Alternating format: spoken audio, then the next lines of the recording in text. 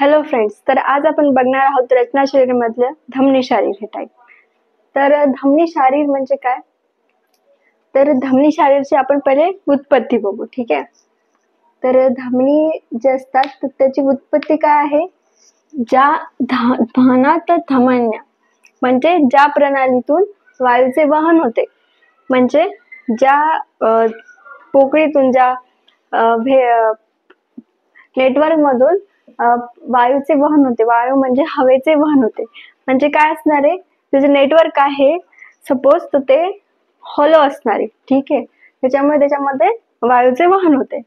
तर त्याला धमनी असे म्हणतात. ठीक आहे. तर धमनीचे मूळ स्थान काय आहे? नाभी. म्हणजे धमनी ही नाभीच्या तिथून त्याचा उगम होतो. ठीक आहे. चतुर्विंशती नाभी प्रभवा अभिहिता म्हणजे चतुर्विंशती म्हणजे 24 आहेत धमनी आणि नाभी मधून त्याचा प्रवाह सगळीकडे पसरतो.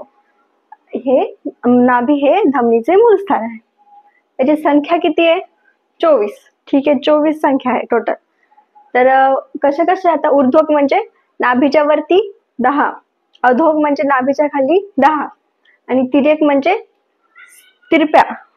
ठीक आहे. शाखेकडे जाणारे ते आहेत 4. तर हे पण MCQ ला आपल्याला येऊ शकतं.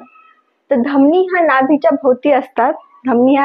भोवती असतात आणि गाडीच्या चाकाप्रमाणे पसरलेल्या असतात. म्हणजे काय असते? आपली बॉडी आहे. ठीक आहे. तर नाभीच्या तिथे त्या पसरलेल्या असतात. तर नाभी काय आपलं? तर ती सर्क्युलर त्याच्या भोवती पसरलेल्या असतात आणि जे चाक असतं, ठीक आहे, जे आपल्या गाडीचं चाक असतं ते सर्क्युलर असतं.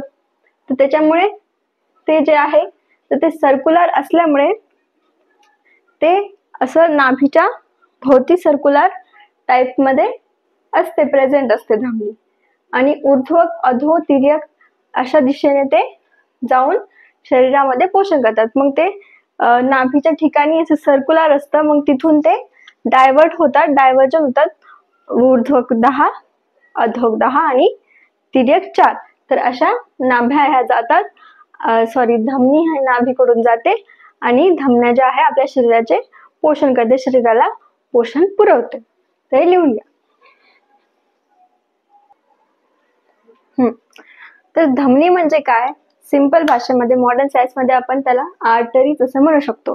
कारण त्याचे आर्टरीज असतात, त्या बॉडीच्या खोल असतात आणि ते शरीरामध्ये ऑक्सिजनेटेड ब्लड हे हार्ट पासून ते पूर्ण बॉडीमध्ये वाहण्याचं काम करतो. तर तेच आहे. आता त्याचे प्रकार आणि कार्य बघू. त्यांचे कार्य ऊर्ध्वक आपण बघितले होते 10. त्याचे कार्य काय आहे? शब्द आदी गुण, उच्छ्वास, निश्वास आणि हसणे इत्यादी कार्याचे वहन करून शरीराचे धारण करते. म्हणजे काय? शब्द आदी गुण म्हणजे जे पंचमहाभूत आहेत, ठीक आहे, अग्नी, वायू, आकाश, जल आणि पृथ्वी. तर याचे गुण असतात शब्द, रूप, रस, गंध, ठीक आहे, आणि स्पर्श. तर हे ते सगळे गुण, ठीक आहे. तर ते गुण त्याचे वहन करणे शरीरामध्ये. म्हणजे आपले जे 5 ज्ञानेंद्रिय आहेत तर ते शब्द, स्पर्श, रूप, रस, गंध या 5 गुणांवर त्यांच्यानुसार कार्य करतात.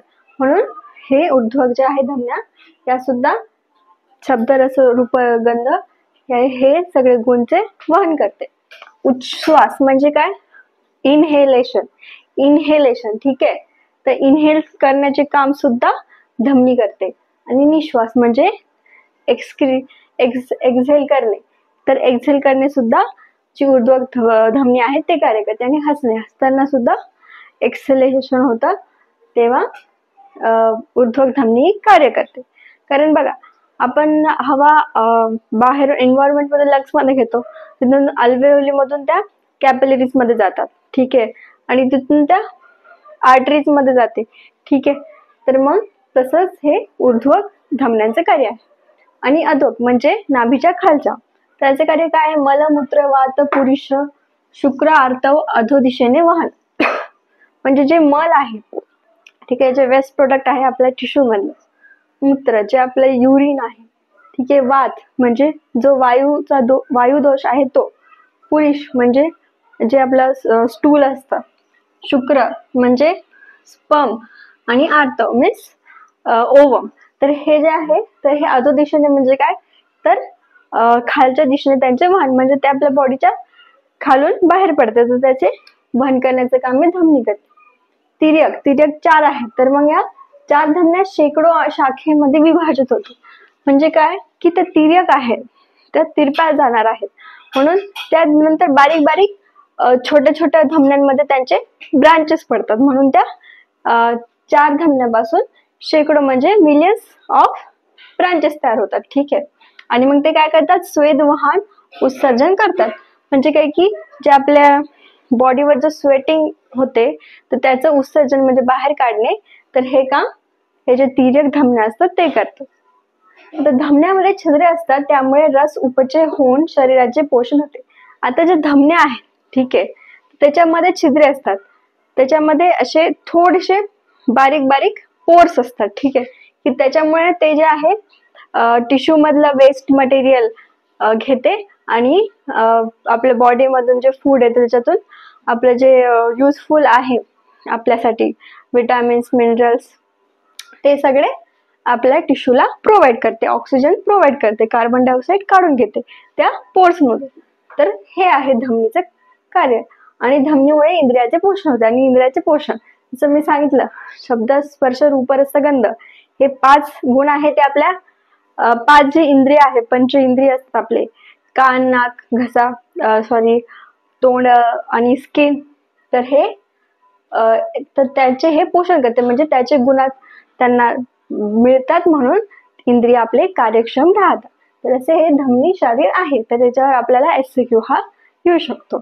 आता पुढे बघूया आपण नेक्स्ट चॅप्टर. थँक्यू.